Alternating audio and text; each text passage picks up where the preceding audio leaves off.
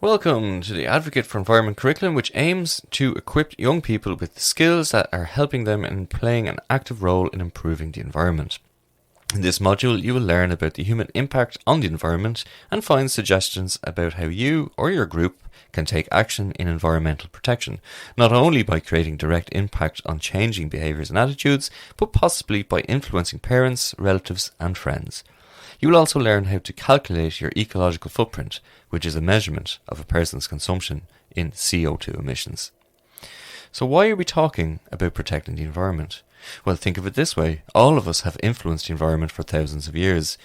That means that all of us can fix the problem by protecting it. Today, our impact on the environment is so substantial that scientists believe that ecosystems untouched by human intervention no longer exist. A clean environment is essential for healthy living.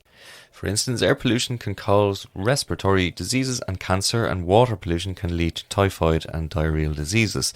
Young people will have to live longer with the consequences of current environmental decisions than their elders. That is why young people can play an active role in protecting and improving the environment. How do humans affect the environment? Human civilization and technology have affected our Earth, altering our planet forever. Overpopulation has grown. Humans require space, whether it is for farmland or industry. To feed a growing human population demands more agriculture, which was the first major human innovation to survive as a species. Forests are cleared to make way for new humans, which in turn makes more humans. Deforestation and reforestation became a problem.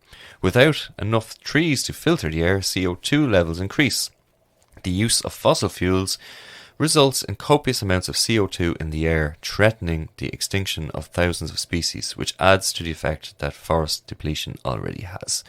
Pollution is everywhere, from the trash thrown on the freeway to pollution pumped into the atmosphere.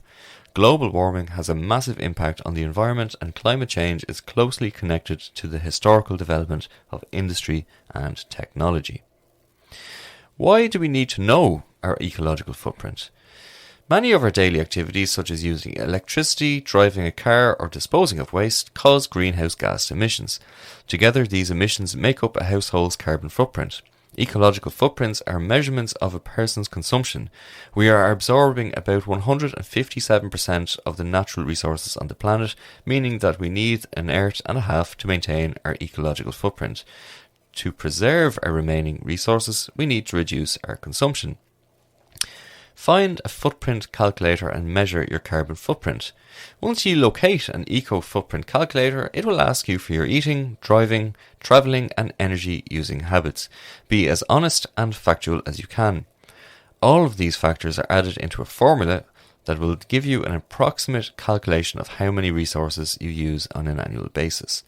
Reflect on your footprint. What can you do to reduce it? The most important step is to understand your impact by having determined what your ecological footprint is. Then you can create a plan to reduce it. The energy you use at home makes up about 20%, the travel about 35%, and food comprises 10% of the average person's eco-footprint. Typically, people who eat meat and cheese have larger footprints than vegetarians and vegans. Once you have defined your goals, you can invite your friends to do the same. Congratulations, you have learned what human impact means for the environment and what you can do in order to reduce your own. And I don't forget the famous quote of Thomas Edison: "I have not failed, I have just found 10,000 ways that don't work."